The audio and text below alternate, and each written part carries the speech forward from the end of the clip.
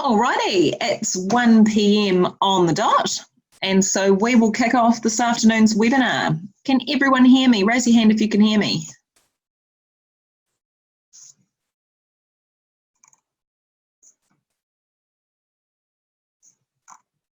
Awesome. All right. Good afternoon, everyone. Welcome here today. It's so great to have you all along.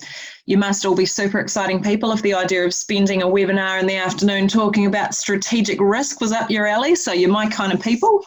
Look, I'm Alicia Mackay and I'm really excited actually to talk to you all about this one because I think risk is misunderstood and I think it gets a bad rap and I think it sounds boring and complicated, and actually I think it's really important. And I think it's much sexier than we make it. So I'm definitely looking forward to having a good chat with you guys this afternoon because it is definitely one of the most important but least understood aspects of good decision making. So I think risk is one of those kind of mysterious technical sounding things, and I think that decision makers often either avoid it or they get it wrong, and it's a shame. It's a shame because I think that doing a good job of understanding risk is just an absolute game changer when it comes to making good decisions, and also when it comes to being a really good functional team, board or leadership team. So if you're all ready for this, if you're all ready for this, and I am, and you're going to have to be because you're here, then we'll kick in. So look, there's a couple of big problems that I hear from people that work with senior leadership teams and governance groups, and from my own experience. And that when I'm talking governance groups, I'm talking about councils, I'm talking about boards, I'm talking about working groups, committee meetings, kind of those decision-making forums. And if I think about the two really big problems I hear, I think one is that they get way too operational. So these kind of forums are not strategic enough. And the other would be that decisions just take way too long. So we spend a lot of time relitigating and being scattered and going around in circles. Do any of you deal with these problems? Hit me with a yes in the chat box if you are dealing with a team that's either too stuck in the details or seem to spend a lot of time getting to a decision. Just hit me with a yes in the chat.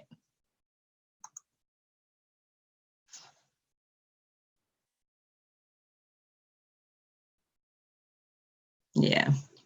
So, here we go. Oh, usually. Oh dear. Yeah. So, look, both of these kind of things have the potential to really hold back good decisions and hold back progress. So for those of you with new boards, new teams, new councils coming on, the timing today is a really good opportunity to have a think about how to do things differently with a new group. But for those of you who are battling forward and looking for a way to kind of create a bit of a step change with some of the decision-making groups you work with at the moment, this would be a really good catalyst for that as well.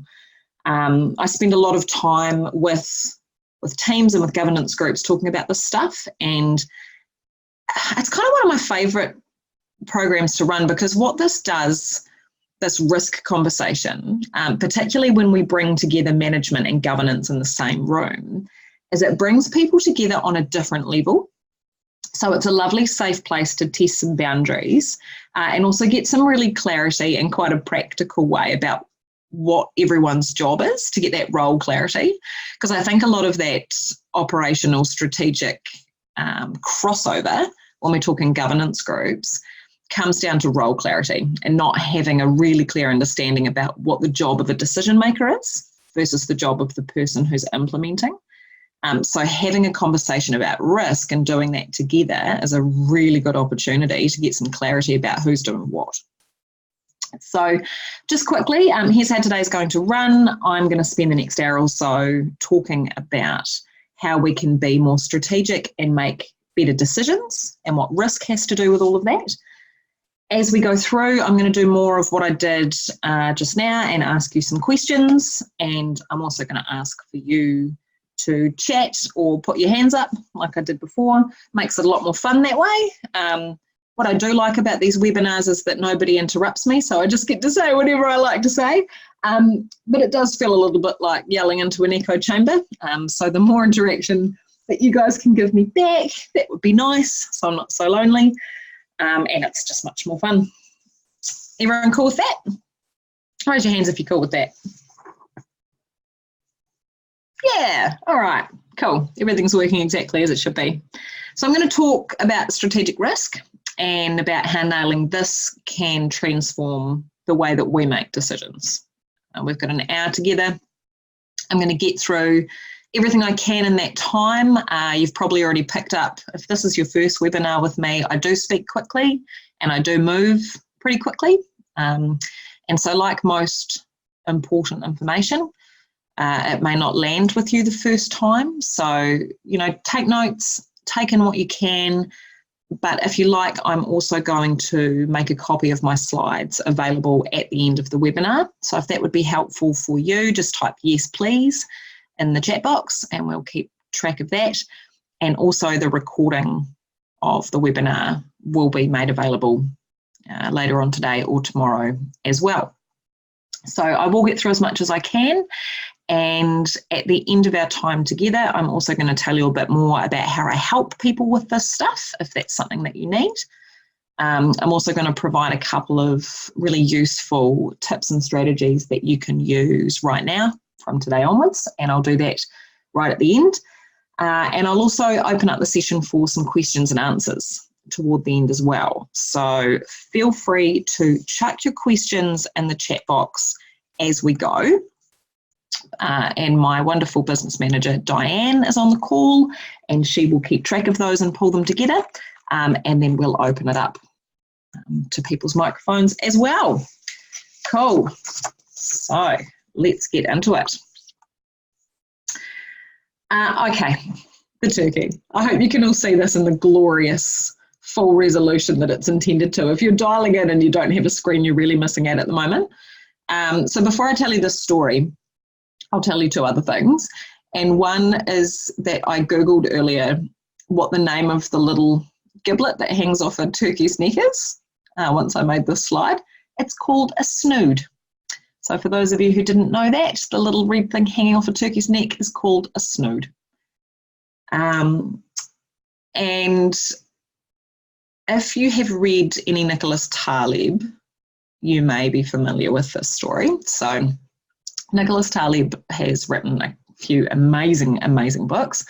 One is called Black Swan and the other is called Anti-Fragile, and then he just released one last year as well called Skin in the Game. But Nicholas Taleb is an ex-Wall Street trader, and he writes about the economy and about society and about politics and about decision making and lots of interesting stuff. But one of my favourite stories that he writes is about the Thanksgiving turkey, 1001 days in the life of a Thanksgiving turkey. And in this story, he talks about the first 1,000 days. And this turkey's fed for 1,000 days by a butcher every day. And every day confirms to his staff of analysts that butchers love turkeys with increased statistical confidence. And the butcher keeps feeding the turkey every day for the first 1,000 days until a few days before Thanksgiving, when it comes the time that it's not really a very good time to be a turkey. I really like this story when it comes, and I tell this in a lot of my risk management workshops, and I get about a 50-50 response to people who think it's brilliant and people who think it's mad. I think it's brilliant. So we've got an axis up the side of the turkey's well-being and one on the bottom of days. And you might be wondering what this has to do with strategic risk, or you might get it straight away. But essentially here, the turkey learned from observation about their operating environment, as we all do. And the turkey predicted their future on the basis of the information that they had available, which is the past, right? And in making decisions and assessing important indicators like safety and well-being, all the turkey had to go off was what they already knew.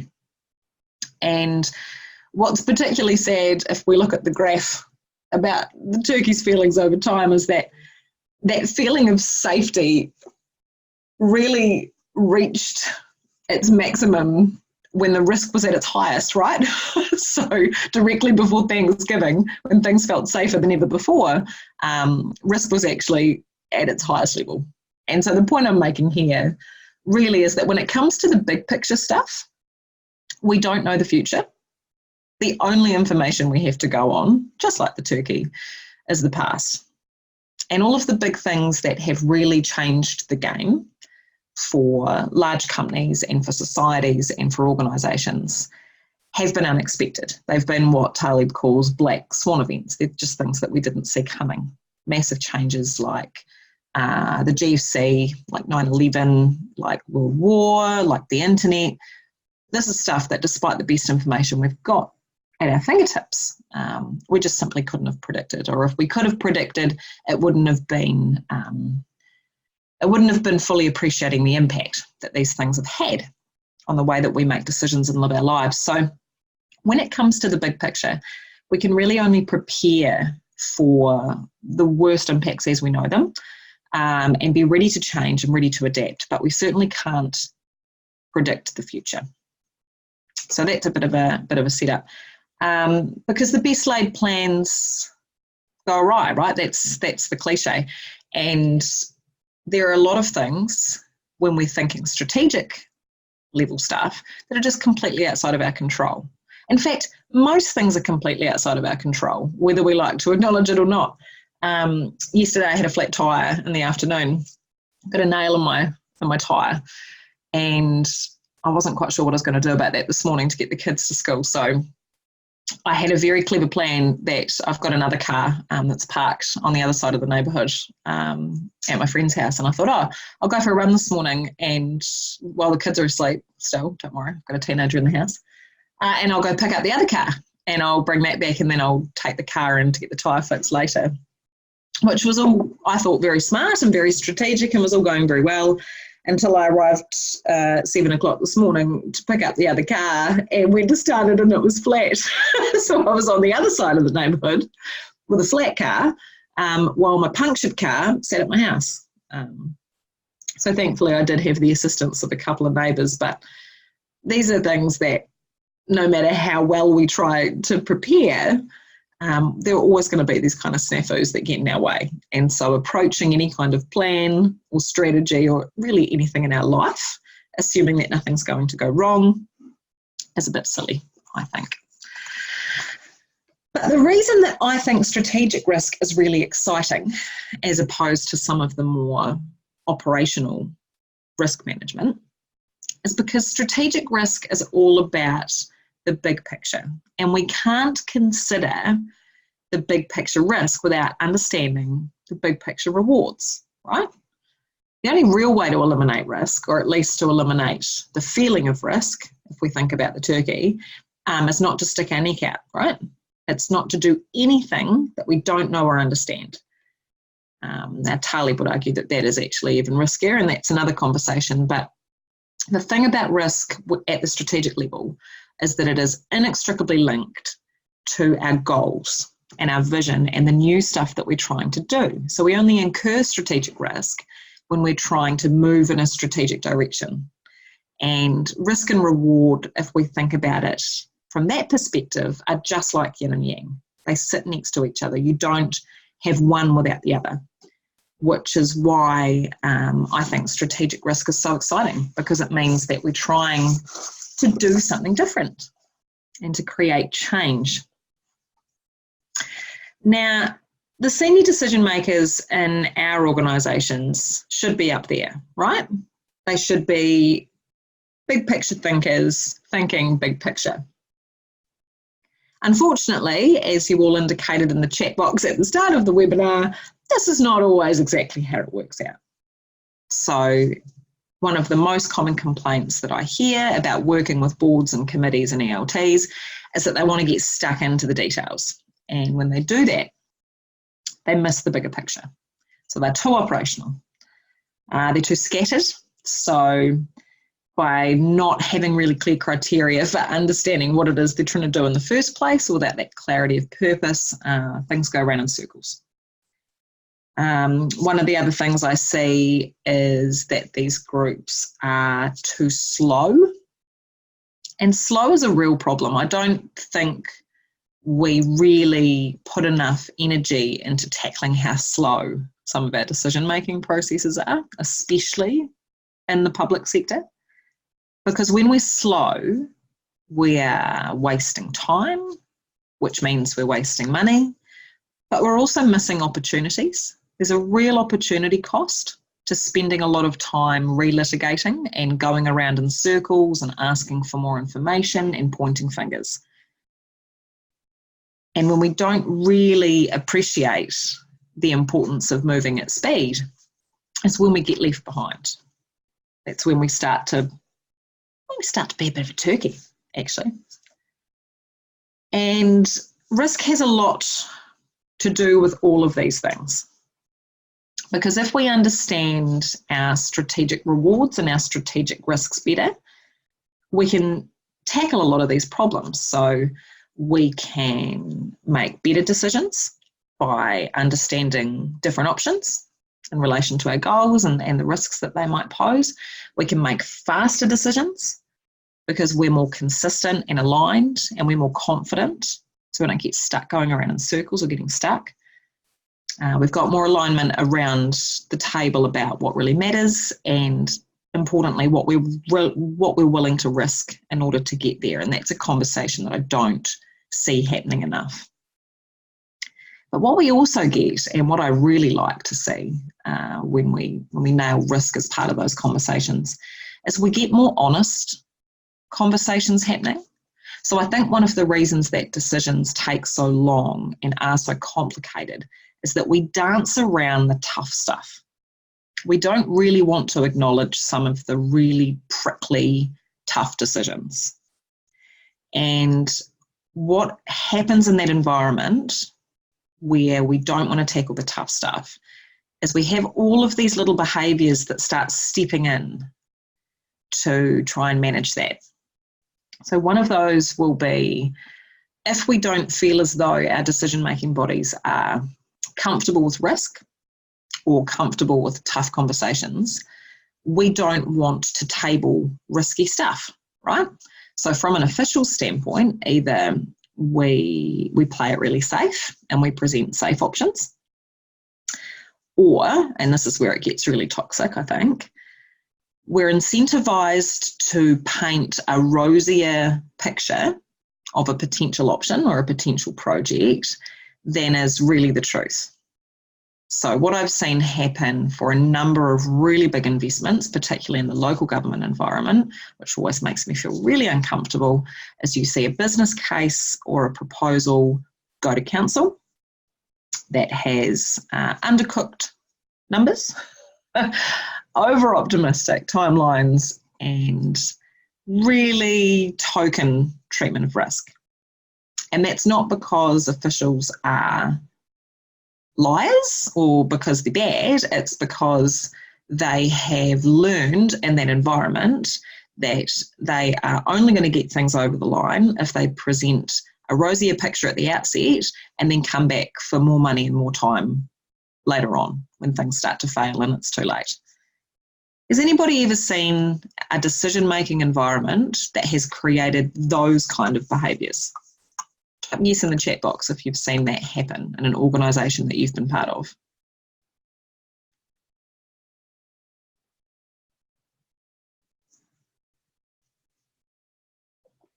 Yeah. Yeah, it's not great, right? Because then the flow-on effects from that is that we play the blame game afterwards. And they've got all that finger pointing and people make out like they didn't know or that they weren't properly informed because we didn't have those really clear, really tough conversations at the beginning. And I see your point there, Paul, about actually in a government environment, it's not just about our perceptions or understanding of risk, it's about the community's understanding of that risk as well. And I think that's a great point, because that honesty and that transparency needs to extend out of the building, doesn't it? Not just inside the building. And we can't provide that honesty and transparency about the kind of risks that we're taking on or about what we might see happen if we haven't had the conversations ourselves. So when we go and consult with our community and say, look, we've got this great new project we want to do, we know that there's a really good chance we're going to deliver all this amazing stuff, but also, you know, there's the risk that we're going to face this other stuff. And we know that, and we're aware of that, and we're preparing for that as best we can, but this is the environment. It's a completely different conversation, right? It means that if things do go wrong, first of all, we've done the pre-thought. Second of all, we've been honest at the outset with how it might look. And thirdly, the political fallout potentially isn't quite so high. But in order to be able to do that, we actually have to have those conversations internally first, which means creating the environment where that's possible. So risk has a lot to do with all of these decision-making behaviours, and those kind of flow-on effects are huge. They run all the way through the way that we make decisions, the way that we manage projects, the way that we communicate, the way that we consult with the community. But it does seem to be something that either gets delegated, so it gets delegated down the chain, or treated as kind of a token thing, which I actually think is even a little bit worse. So we chuck it in a report template. We have a risk management framework or an audit and risk committee, but it's not done well. And I'm not sure whether that's better or worse, but it is something I see. And look, I just kind of think that's insane. Like, I think managing risk is one of the most important jobs of any senior leader. Like, if you were boiling down a job description of a governance group member or a senior manager, risk management should be right up there in the top 3 things that we're responsible for. Yeah, strategic direction, managing risk, and looking after people. Those are the things that we should be focused on. But we don't know that, and we don't know that because we don't understand it. And like most things we don't understand, we don't want to admit necessarily to what we don't understand. So risk is a pejorative word, and it sounds negative and it sounds complicated, and we get it all mixed up with sort of your classic garden variety operational risk, which is kind of complicated and does require a certain amount of knowledge and has a lot more to do with traffic lights and complicated formulas that may or may not stand up, and tables and matrices and just paperwork. But thankfully, strategic risk is not about all of those things at all. And actually, I don't think it's a negative thing at all. So risk, when we're thinking at the strategic level, is all about creating value. It's all about what we've decided to chase after, and then what we're willing to risk, what our appetite is along the way. Yeah? So there's a really good analogy for this if we think about it in terms of firefighting. So at the operational level, when we're thinking about operational risk, this is very much about firefighting, right? It's about responding to the pedestrian, low-level stuff that comes up in a reasonably predictable kind of environment, with stuff that we've seen before, and just making sure we're staying on top of that. And a lot of that's health and safety type stuff. A lot of it's customer stuff. A lot of it's about technology and managing privacy and business continuity and a lot of this kind of stuff. Yeah. And then if we step up a level, we're thinking about organisational risk, which takes that kind of project, tactical, health and safety stuff and it elevates it a bit. So we're thinking more broadly about things that might affect the way that the organisation is able to function effectively. And some of that has to do with people risk, and some of that has to do with bigger picture business continuity stuff around disaster planning and that kind of thing. So we can think about that more, less firefighting and more about emergency management, right? So, and these are things that aren't popping up all the time, but they're things that we do have a bit of an understanding about what we might be facing, and we do need to prepare accordingly. But right at the top level is where strategic risk sits. And I like to think that this one is all about lighting the right fires. It's about choosing to go down a path that we know isn't certain and being really intentional and aware of what that path could mean. And not in a way where we can predict everything and we know everything, but being really conscious of the risks that we're taking and choosing to light the fires anyway. It's kind of like a controlled burn, right? And if you look at that arrow up the left of this model, you can see that this is all about value creation, right? So at the operational level, it's really about protecting value that we've already created, right? Making sure that the place doesn't burn down. But as we move up the chain from operational into strategic, it becomes far more about value protection and all about value creation, which is why this is the fun bit, right? So operational, we're very much looking in here internally at what we're doing and what we might need to control. You know, this is the steering the ship piece and doing the right things and being very technical. But as we step up into that strategic strata, we're really thinking about looking out there. It's about big picture awareness. It's about what others might be doing, how society might be shifting, what might be happening in the economy. It's about doing the right things rather than doing things right. This is that high level stuff. And this is absolutely where we should have a full understanding from all of our decision makers. We don't need them to understand the nitty gritty of operational risk management. We've got technical experts for that, but we do need them to have a really good handle on what we're facing at the organisational and the strategic level. So this stuff, it's a little bit, the further up the chain you move, the more ambiguous it becomes. So when it comes to strategic risk management, it's not 100% accurate, it's not predictive, but by the same token, it doesn't mean that we can't be thinking about preparedness and about focusing our attention and our resources to where we think we're going to have the most impact. And I talk about that a lot with priority setting, and I think it's just as important with risk management, making sure that if we've only got so much attention and so much money, that we're not trying to protect ourselves against everything, but we're actually preparing for where the most disastrous impacts would be. So you can see how if we're going to do this as a token exercise or a compliance exercise, or just chuck it in a report template, it doesn't really work, because we need to think a bit harder for strategic risk. And it's not something that really an 8-line sentence inside a committee report is going to do. So I think risk is totally misunderstood on that basis. You know, that distinction between operational and strategic is not particularly well understood at the governance level. Anybody who paid attention to popular culture in the late 90s is going to understand the background for this slide. Put your hand up if you understand the background for this slide. Yay, look at that. Yeah, what I didn't capture on the album cover for this slide is the spelling, which I'd forgotten until I put the slideshow together, but it's miss with 2 S's, understood with a Z, A-Z-T. Oh, gave me a minor heart attack. So risk is misunderstood. There's a lot of misconceptions about what risk is and how to use it to make decisions and why it matters. And there's a whole bunch of things about it that are poorly understood, and I can't cover them all today.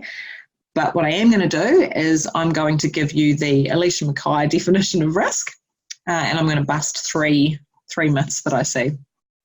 Funny story about the Alicia Mackay definition of risk. The first time that I went and rolled out a big risk program inside an organisation, I'd been asked by a tier 2 manager in that organisation, can you do risk management? And I went, yeah, absolutely, totally, it'll be great. And then when I figured out what my position on that was, so that was a few years ago now, But I stood up at the start of the workshop and I had the chief executive and tier 2s and 3s and all of the counsellors in the room. And I said, oh, okay, look, guys, you know, what I'm going to give you here is the Alicia Mackay definition of risk management. And the chief executive puts his hand up and he says, I actually have a master's degree in risk management. I said, oh, good. Okay, this is going to be great. But actually, it went really well. So anyway, Alicia Mackay definition of risk, and then we're going to bust 3 myths. You ready? Put your hand up if you're ready. Hey, look at that. Okay. So my definition of risk is bad things which might happen, which would get in our way. So there are 3 elements to that definition. The first one is that they need to be negative things. And the caveat on that is negative to us or to people we care about. It doesn't mean they're going to be negative to everyone in the same way that benefits aren't positive for everyone, but we do need to know who they're negative for, right? So there should be some attribution there.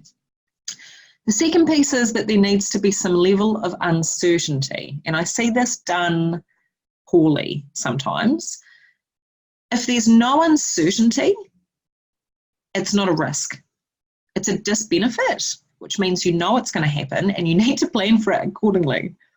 There should be some uncertainty to qualify as a risk. And the third piece of that definition is that these events would get in our way.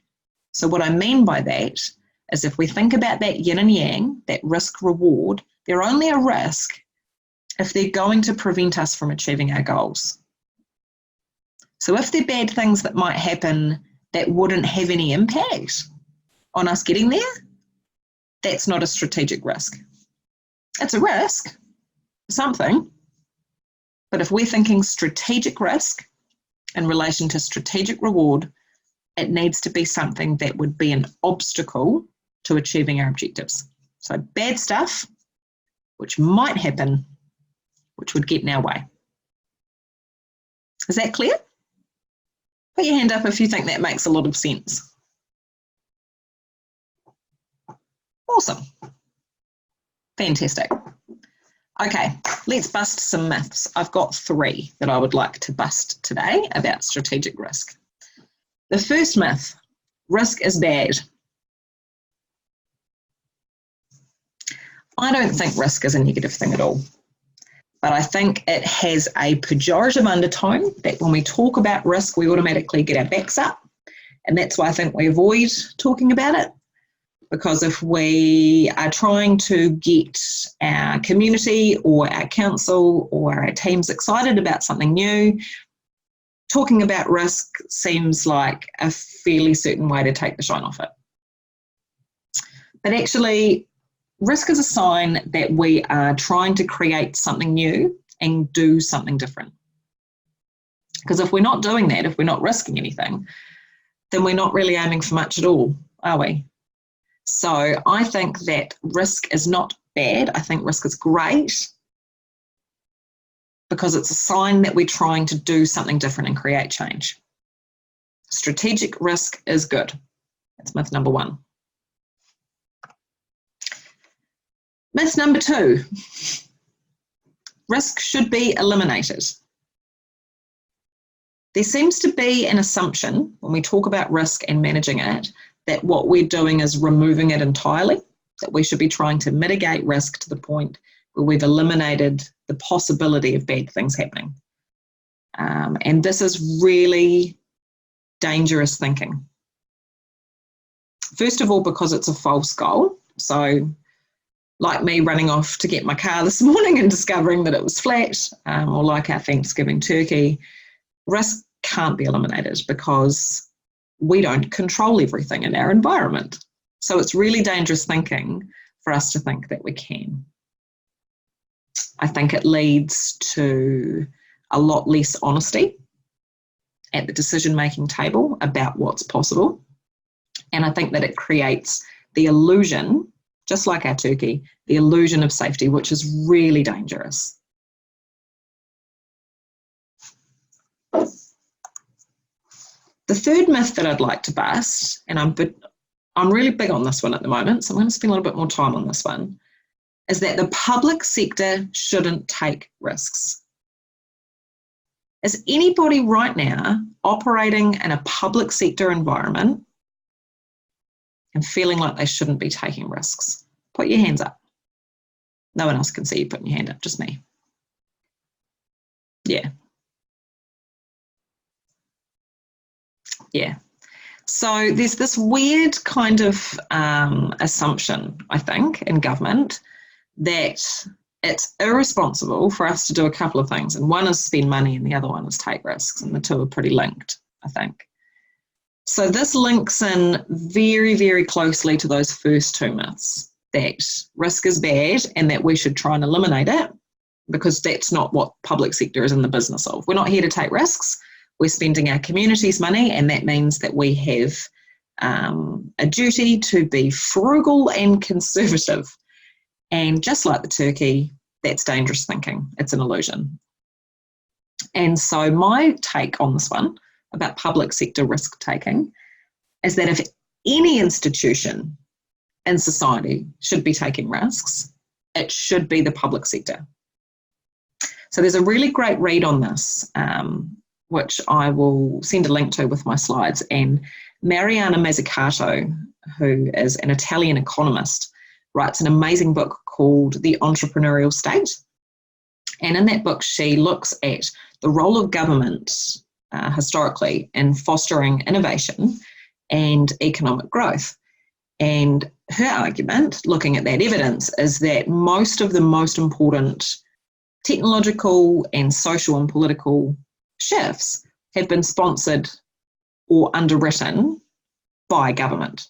And in particular, technology innovation, which we credit the private sector for. So we say, look, innovation and risk-taking, that's private sector behaviour. They're great at it. They're full of these great creative people. As it turns out, if we actually start to unpack a lot of those big advances, and she uses examples like the algorithm that underpins Google, or all of the key technologies that sit inside an iPhone.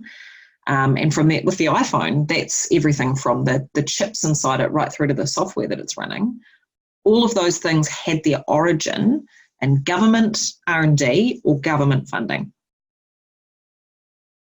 So the role of the state when it comes to sponsoring innovation, whether that's through funding, whether it's through technology investment or policy facilitation, is totally understated. So the first point there is that actually we do a lot. But the second point on that one is not just thinking about things like R&D or innovation, but from a more principled kind of a standpoint, if the only institution in society that has nothing but community well-being as its purpose, which is the public sector, right? What we're set up to do is community and public well-being. That's our purpose. We don't have to make money and answer to shareholders in the same way that a private company does. There are no other competing objectives, if you're a purist, at the core than community well-being. It's what we exist for. If we're not willing to take the risks to make great things happen, then who will? If it's not a commercially viable proposition, the private sector's not going to do it, right? We're not constrained by that. So if we're not willing to put our necks on the line, then I'm not sure who is supposed to. And on that basis, I think that brave public leadership isn't a nice to have. I think it should be a really important, critical pillar of the way that we make decisions in government. And I hear, and particularly in the local government space, but not just in the local government space, I hear a bit about, core services and stick to your knitting, and, we're here to do roads and pipes and that's what we're here for. We don't want to muck around with community stuff and economic stuff. And I really think that sucks, because I think as soon as we conceive of ourselves as nothing but service providers, it's kind of time to pack up, because there are much cheaper and more effective ways of doing service provision than local democracy. Like if you could put together a business model for utility provision that would make sense and be effective and be efficient, democracy is not it. Yeah? So there must be more that we're there for. And if what we want is community leadership, and if what we want is community impact, and it should be, then that comes with risk, because risk and reward, that yin and yang, live together. It's a bit of dangerous thinking there. Can I get a quick show of hands for who totally agrees with me? And then a quick show of and then I'll get a quick show of hands for who thinks I'm stark raving mad. Oh, that's encouraging. Okay, who thinks I'm totally off base and stark raving mad? Oh, you're just lying. You're lying to me because you're in my webinar and you're trying to be nice, and I appreciate it all. Okay, so those are the 3 myths that I really wanted to bust on that one. So risk is not bad, it's great. It's just misunderstood, like our mate Pink. And public leaders should be brave. Absolutely, 100%.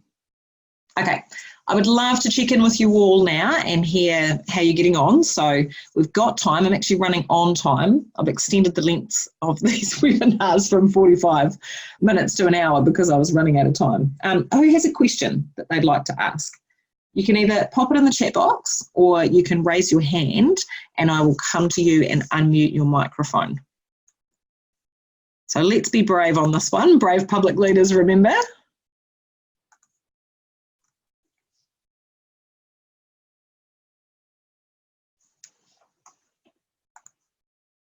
No hands up? Anyone got a question they want to ask?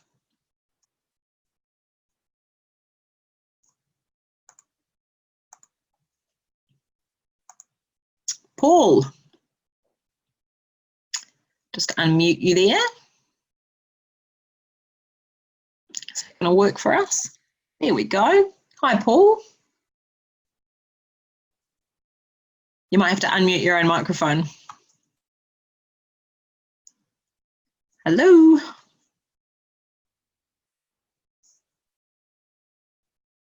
Oh dear, we've got your hand up, but no audio. Oh, that is a shame. No, not working. I see that. Chuck your question in the chat box.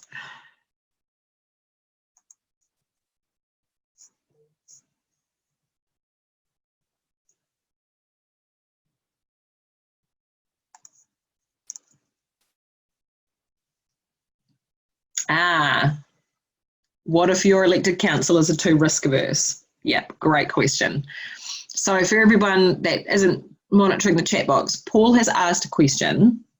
What if you're on the official side and you're working with elected governance who are super risk averse? Yeah. So there's a couple of things I'll comment on there.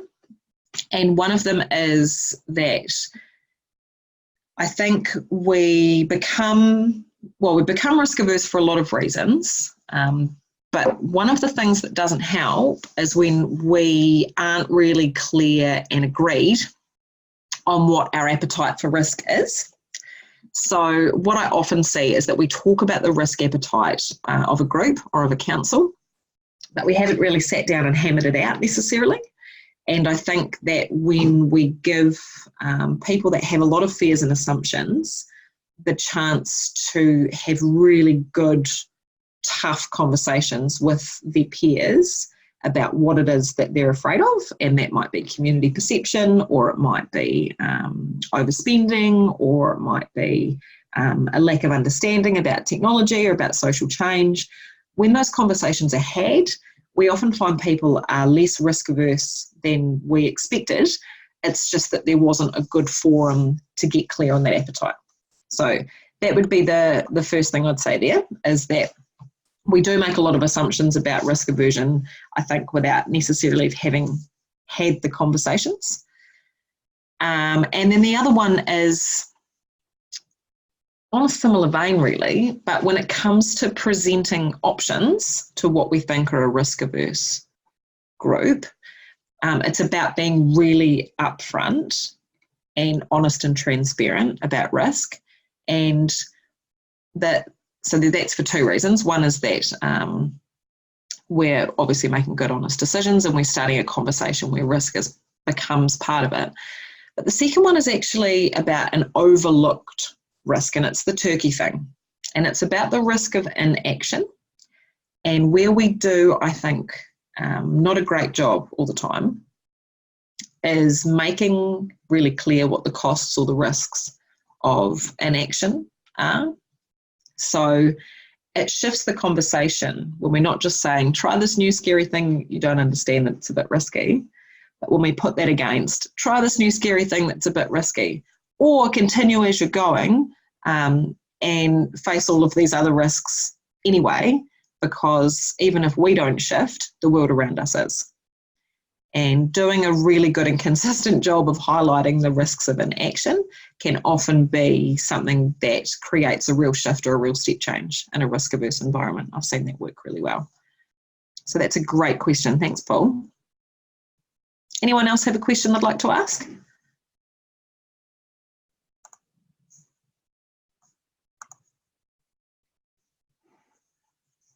Cool. Okay. But what I would like to know is that, just to check if I'm being useful, could anyone share, just chuck it in the chat box, I won't come to you, it's all right, what your key takeaway has been from this so far? So what have you found the most useful or the most interesting in this risk discussion today?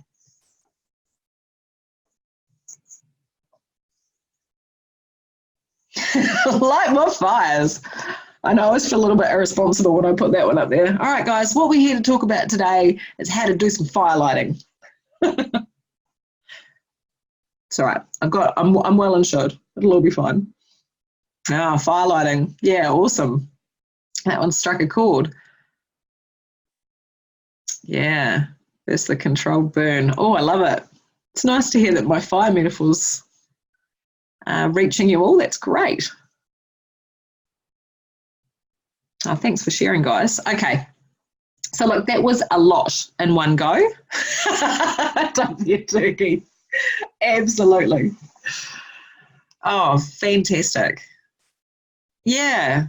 Yeah, Kenny, that difference between day-to-day and strategic, because we kind of forget. We think of risk as quite all-encompassing, I think, as a term, but it's night and day, isn't it, the difference between managing the operational and looking at the strategic. And like all management and leadership, operational is very different to strategic, and risk is the same. Okay, so yep, that was a lot in one go. I promised you it would be. And at the start, I promised you I'd give you everything I could and the time we had, and then I'd show you where to go to get more help. So the recording of this webinar will be made available at the end, which means that you can go back and watch and run through what I've covered and take notes and do what you need to do there. I also run a program called Strategic Risk, which is a 2-day program. So strategic risk brings together decision makers and leaders. So that's kind of the main thing that makes this a little bit different. And I used to make it a little bit optional. So I do risk discussions just with tier 2s or tier 3s and not have the next tier or the board or the council involved. But it's just, you just don't get the same magic. So like it brings together decision makers and leaders, and it's a great couple of days to get people thinking big picture, understanding what good decisions are made of and how all of this stuff fits together. So it's a lot of fun. It's really interactive. We play some really hilarious games. Anybody who watched my, read my blog last week would have seen the syphilis and sausages line. So that's from a strategic risk workshop. A lot of fun. But I think more importantly, it really knocks a lot of the mystery out of all of this risk stuff and starts to get people thinking where we need them to be thinking. So the real value from these sessions is really the amount of learning that goes on. I think no one likes admitting how little they know sometimes, particularly on the risk front, especially when we're thinking about decision makers and about senior managers, but it's just one of those things that we don't get formal learning on. And the stuff that we do get just is quite dry and doom and gloom and not always particularly helpful. So yeah, you do get some really brilliant and useful outputs from the 2-day session, and the top 10 risks is the star there. So by the end, you get a set of top 10 totally bought into risks that becomes your strategic reference point for committee meetings and planning sessions and council meetings, and it's great. It keeps everybody really focused and keeps that bird's eye view, and it's amazing. I don't want to undersell it. People love the top 10 and they rave about it. But what I really see as the value from these sessions is actually the understanding and the alignment that comes from getting everyone in the same room and on the same page and having those tough conversations to make good decisions in the future. So if you are working with a leadership team or a governance body who don't understand risk, or who struggle to make good decisions that stick, or seem surprised when things go wrong and point fingers, then this might be something to consider. If you have a team that like to get bogged down in the details and totally miss the big picture, this is also a really good way to pull right up out to the helicopter view and just to get clear about decision-making roles and responsibilities. So if you feel as though you're wasting time or missing out on opportunities, you may want to have a bit of a think about this one. I said earlier about speed, about slow decision-making, and I really think that slow decision-making costs us so much more than we give it credit for, in time and money, but in opportunity costs as well. So if this sounds like you, we definitely need to have a conversation. So you can have a look online or hit me up directly. Okay, that's the cell, it's over. You've survived, you've hung out till the end, and as a reward for doing so, I give you 3 takeaways here that you can work with today. So I'm hoping that at the end of the webinar you're feeling a bit different about risk and a bit clearer about how strategic risk differs from operational risk, and it sounds like you are, so that's fantastic. You're hopefully starting to see that risk isn't bad. It's not a negative thing. It's just something that we need to understand, like our old mate Pink, so that we can make good choices about where to take our teams and our organisations and our communities. And I want you guys to feel empowered to start thinking in that way and to start having those conversations with your team and with your board or with your council or whoever you need to have them with. So as a thank you to everyone who came along today, I'm going to close with a few tips and tricks to help you on your way. So here are 3 things that you can do when it comes to thinking about strategic risk. The first one is do a pre-mortem. If anyone's ever heard of a pre-mortem, as opposed to a post-mortem, which takes place after something goes wrong, a pre-mortem happens beforehand. So as part of the planning process for new ideas, new strategies, you can even take this down to projects and initiatives, but we're talking strategic risk, so let's think big picture. We need to challenge ourselves to think about the worst case scenarios. What's the stuff that we might not see coming that might go wrong? This works best if we go broad, if we get ridiculous, if we need to, because that's where we start to hear some really interesting stuff coming out. And we have a really good think about what might get in the way and what would be worth preparing for now. So pre-mortems, do those. The second one would be to test yourself. Yourself in the royal sense of the word. So individually, yep, but also your team or your group. So we're all biased creatures. We're all very prone to bias, particularly when it comes to things like what we can do, how easy it will be, and how fast and cheap we can do it.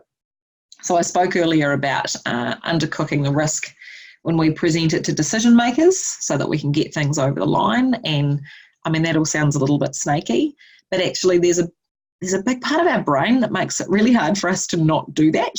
So Daniel Kahneman talks about planning bias, which is where even statisticians, even when presented with information about how long things will take, still think they can do it faster. So if you've ever built a house or planned a wedding or done a renovation, you'll see where this planning bias comes in. Even when we know what the average is or how long it usually takes, we just think we can beat the system. So look, it's the way our brain works, and even the most methodical or rational or logical among us are not exempt from this. So test yourself by challenging with the opinions of others by looking at how previous things have gone. So that's that whole reference class thing. What's happened to other organisations that have tried to do this? You know, what's happened when we've tried to do big things like this in the past? Look for the holes in your own plan. Be your own devil's advocate. And the third tip would be to pick up a copy of Nicholas Taleb, anything really, but Anti-Fragile is great. You don't need to read the whole thing, it's kind of repetitive.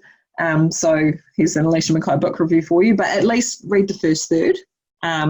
This is a great book, and I think it's a real game changer for the way that we understand risk and the way that we understand change and our ideas about safety.